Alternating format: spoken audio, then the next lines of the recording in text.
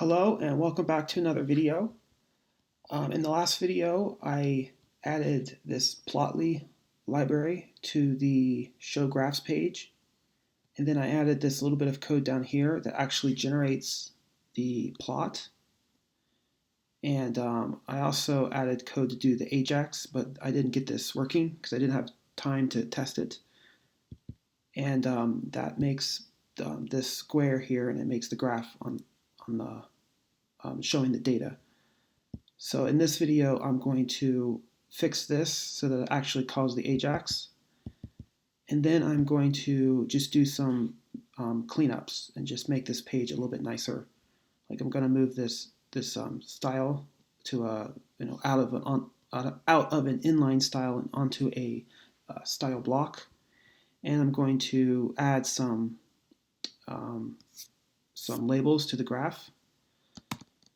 And some other things. And then if I have time, I'm going to add a new graph set so that we can get so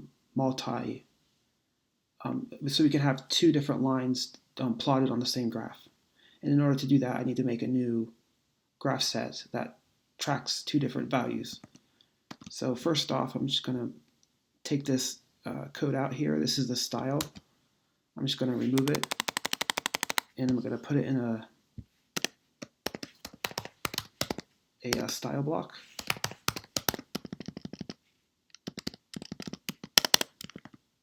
We'll call this graph container.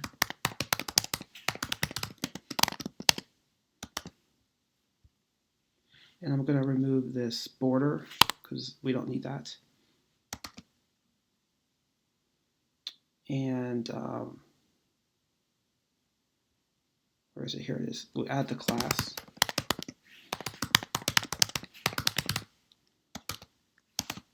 So now if I refresh this page, it should load the style. Yeah, well, we don't have the border, so it's hard to see it. But I can go inspect.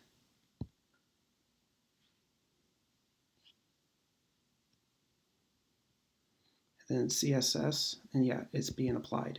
Graph container, width and height. So now we know that's working. Now the next thing I'm going to do is get this going. So this right here is, this $sign is jQuery, which I haven't included into the page. So if you go to, this is the, by the way, this is the browser debug window. It's really useful when you're developing. It has the console, which if you click on it, it'll give you any kind of error. So right now it's saying unexpected token bracket, and you click on this here and it tells you where that is. So right here in this line 21, there's an extra bracket here. This line right here. Also, there should be that, and then there's an extra bracket. Now if I refresh the page, it's telling me $sign is not defined. That's because I haven't added jQuery. So I'm going to go ahead and do that now.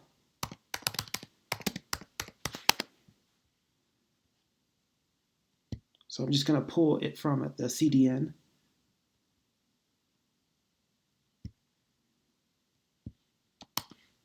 And it's just going to be exactly like this right up here.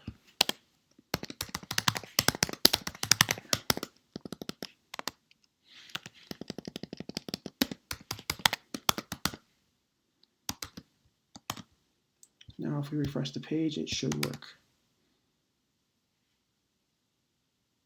And there's the graph.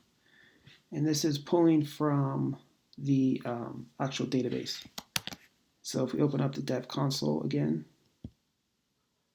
you have to refresh. Now it shows each of the Ajax requests. So right down here, this is the Ajax request that it's making. And you can see the response, which is, all this data. And this is the same as right here. The X and the Y, just a bunch of numbers. It's really huge. But you can also see it in here as well. But this URL is being hit by this Ajax call. And then when the Ajax is done, it calls this function, and this data is the response. And so data y is the y values, data x is the x values, and that gets put into this plot, and it goes into this right here, which is the ID of the graph, where the graph is going to be contained in. So now that's done. The next thing I'm going to do is I'm just going to remove the word show, and also I'm going to add a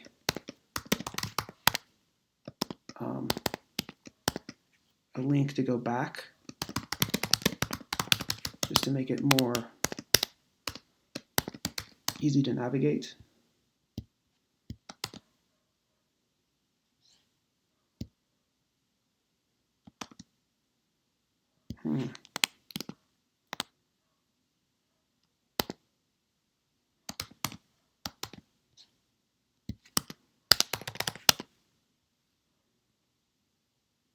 Yeah, there we go. So we can navigate a little bit better.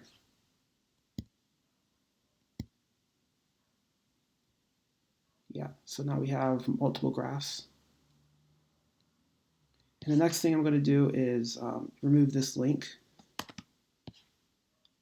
So we don't need this to be linked anymore. Let's make it a little bit bigger though.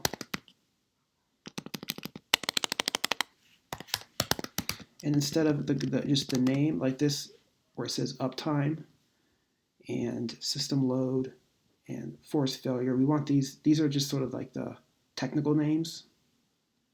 We want it to have something more human friendly, I guess. And so I'm just going to say, instead of graph set, I'm just going to say title. And in order to do that, I need to add the title attribute to the graph set. So in the graph set, I'm just going to say, well, not here. Well, just leave it blank by default. And then for here, I'm just going to say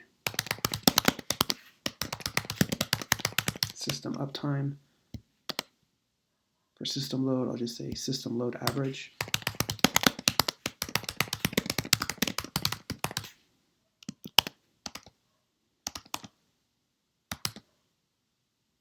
Here it is, uptime, system load.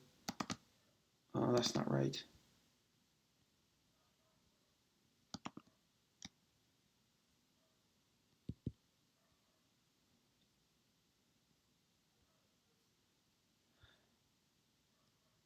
I think what's happening is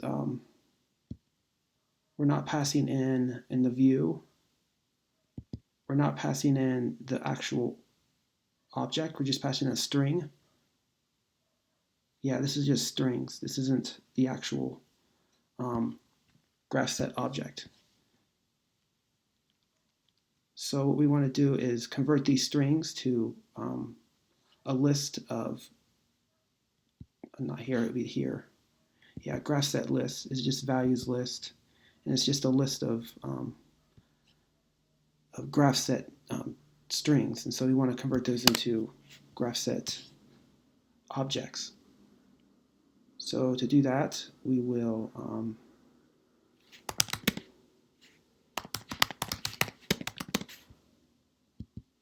just iterate over each one,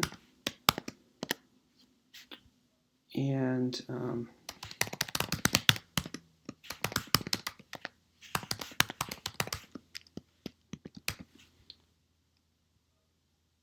actually, I think it would be best to do this in utils. We say get graph set from name.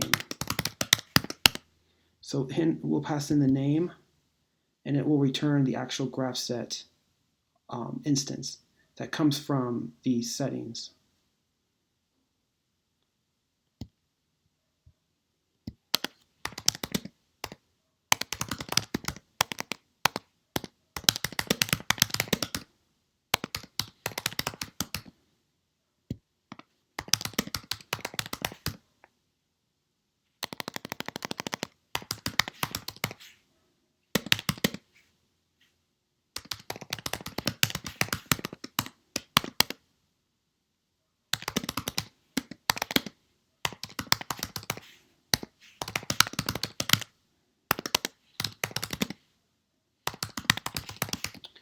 then we need to pass it through this as well.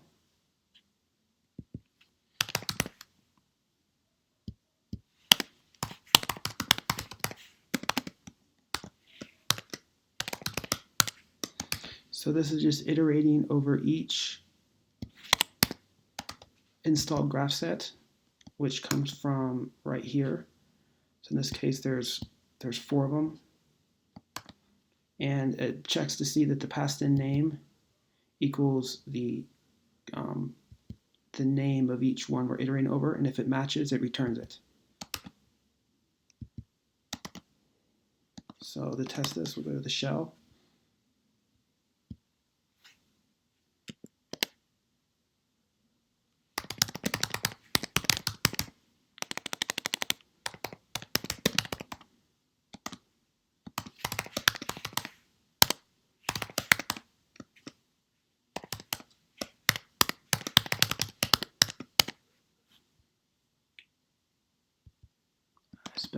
Spelled it wrong.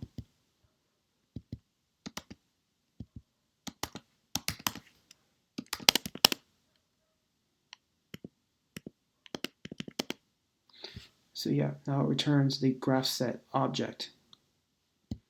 And then we'll try it for system load. And it works there too. So now we'll import this into views.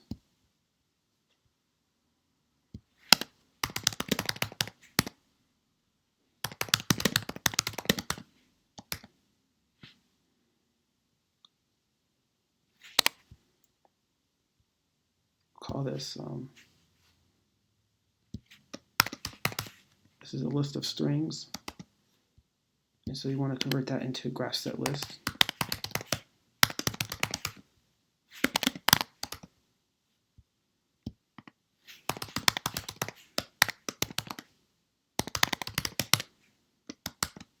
Whoops. I want to call this with the name.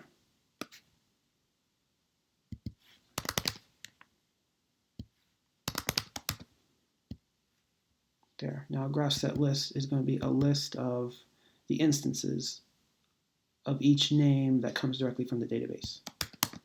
So now when we go to here,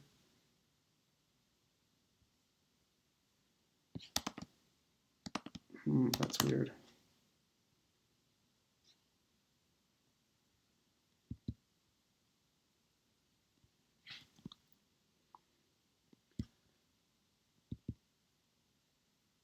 Oh, this has to be str.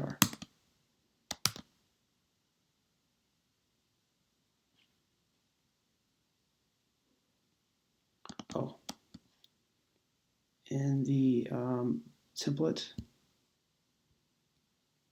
where it has just graph set, it should say graph set.name, get name, because now it's no longer just a string, it's an actual object. So we want to call the get name. In Django templates, you don't have to put the parentheses when you want to call a function. You just keep it there and it'll automatically call it. Here is going to be get name. So get name is going to be the unique name.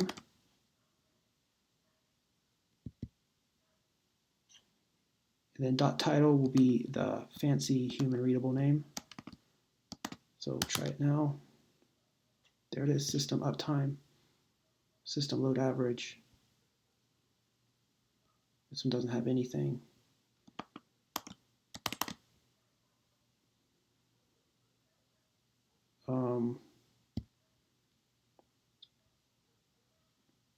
Oh yeah, this is the one that I defined here.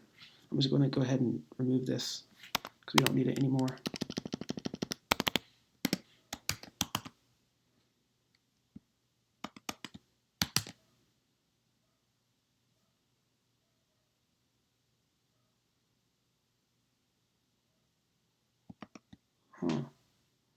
I think what it's doing is it's yeah, so we pulled one from the database that's no longer installed.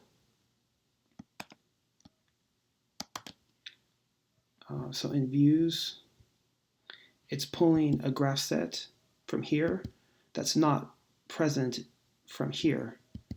So we want to just ignore it. We don't want to have it be empty because returned.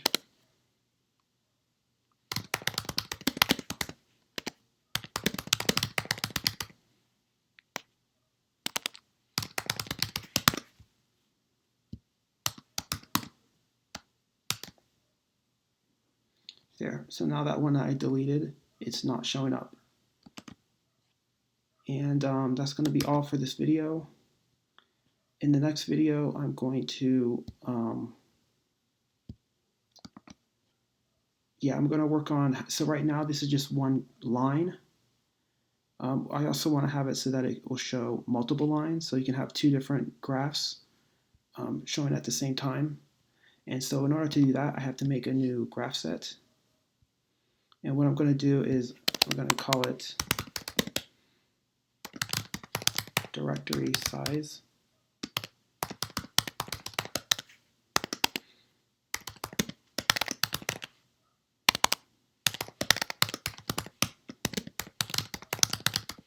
So it'll take a list of directories.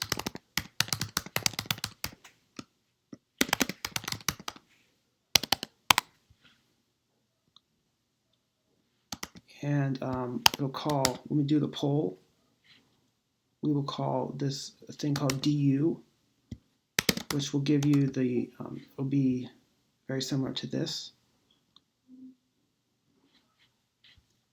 except that instead of calling uptime, it'll call du on each passed in directory.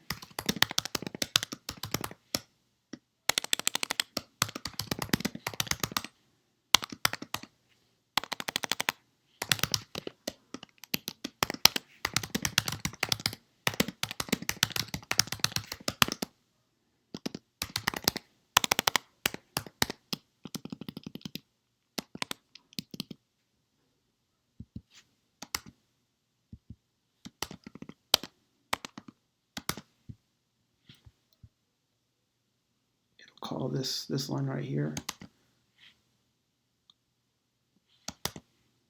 So it'll call du and -s.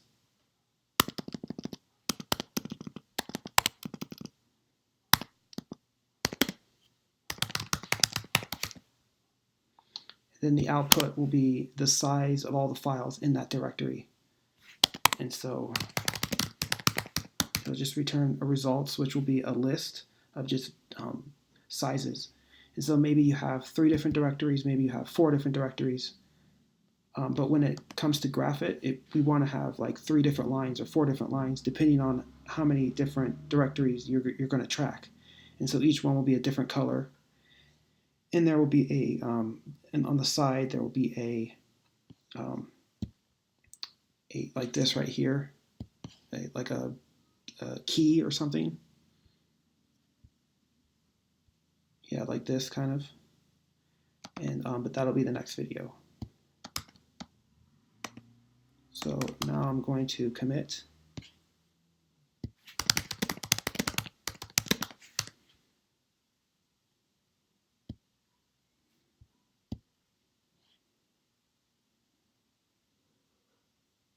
And that's it. And I'll see you next video.